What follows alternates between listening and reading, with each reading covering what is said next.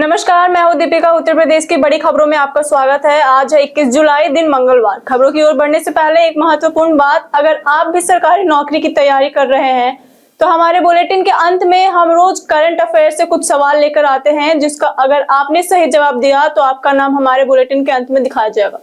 चलिए अब डालते हैं एक नजर आज की सुर्खियों पर। यूपी के स्कूलों में 31 जुलाई तक लगेगा निपुण लक्ष्य पोस्टर। सावन में काशी विश्वनाथ धाम में वीआईपी दर्शन रहेगा बंद। युवाओं और किसानों को मिलेगा फूड प्रोसेसिंग का मुफ्त प्रशिक्षण।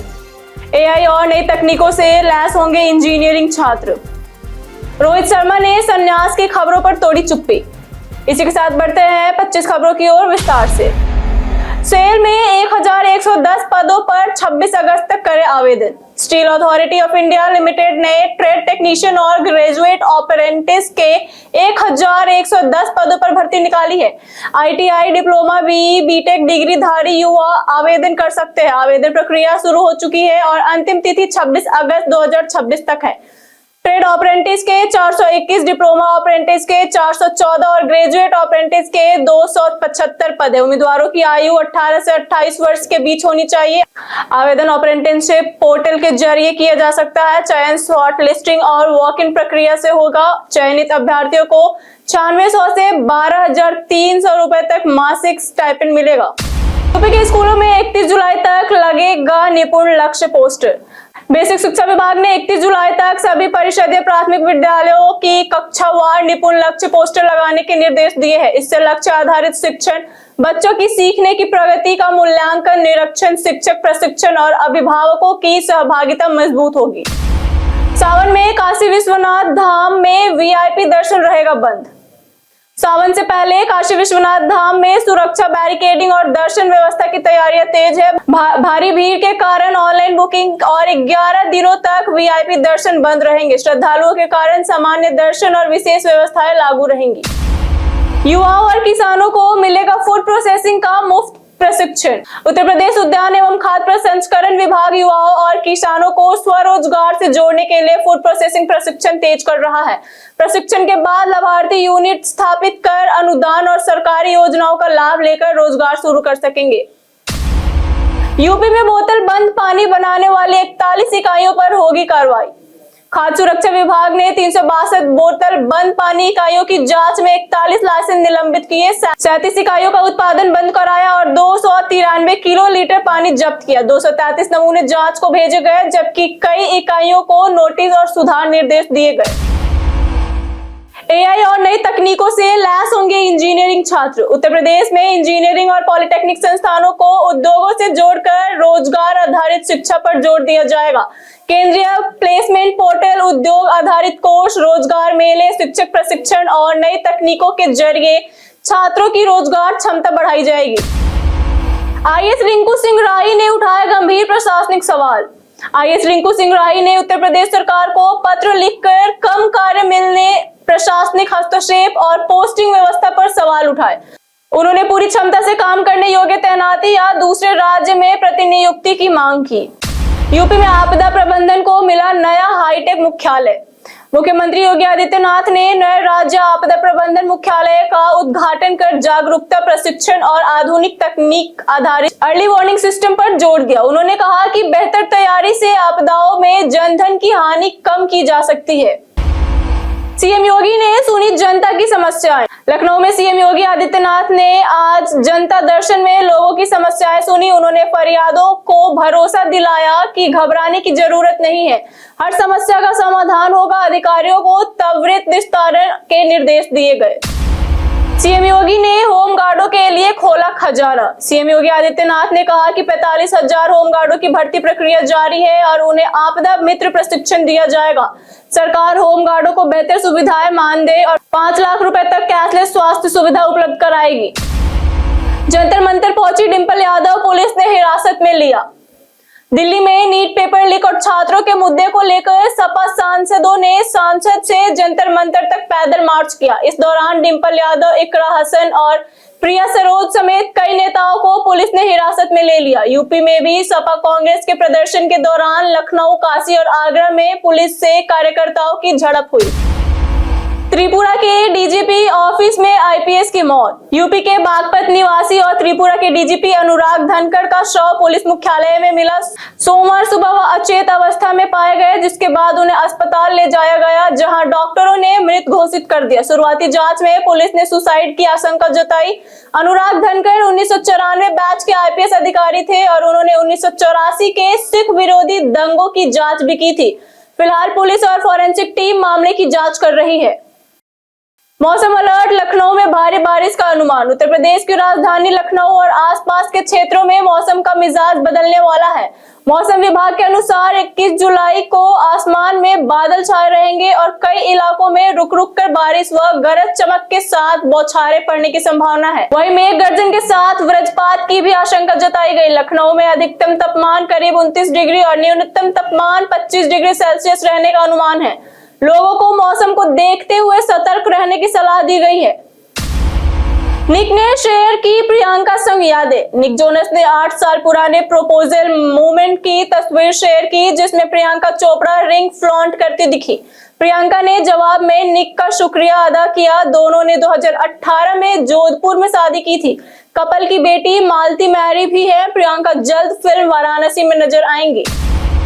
कितने चालान पर सस्पेंड होगा लाइसेंस। नए ट्रैफिक नियमों के तहत 1 साल में 5 या उससे ज्यादा बार नियम तोड़ने पर ड्राइविंग लाइसेंस सस्पेंड किया जा सकता है। Over speeding, red light jump, बिना हेलमेट, सीट बेल्ट, ओवरलोडिंग जैसी उल्लंघनों पर कार्रवाई होगी।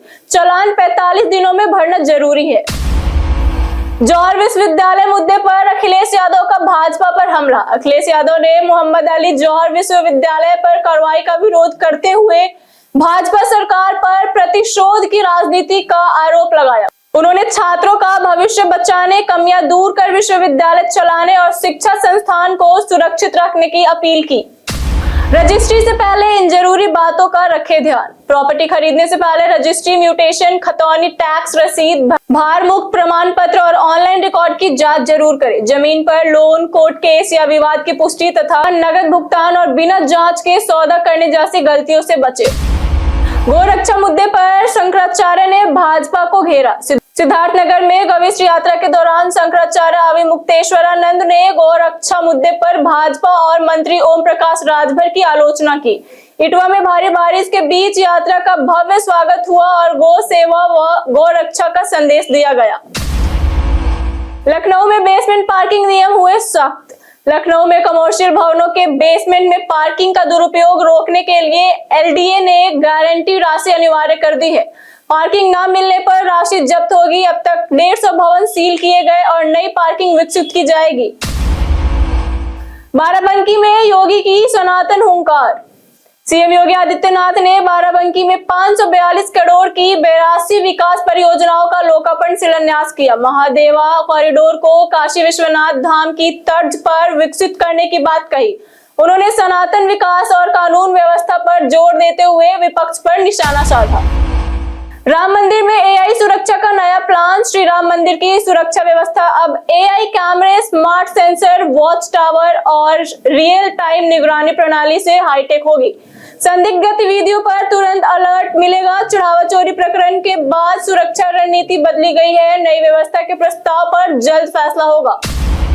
सीएम योगी की नसीहत, पारिवारिक विवाद घर में सुलझाए। सीएम योगी आदित्यनाथ ने जनता दर्शन में लोगों की समस्याएं सुनी और पारिवारिक विवाद घर में ही सुलझाने की सलाह दी है।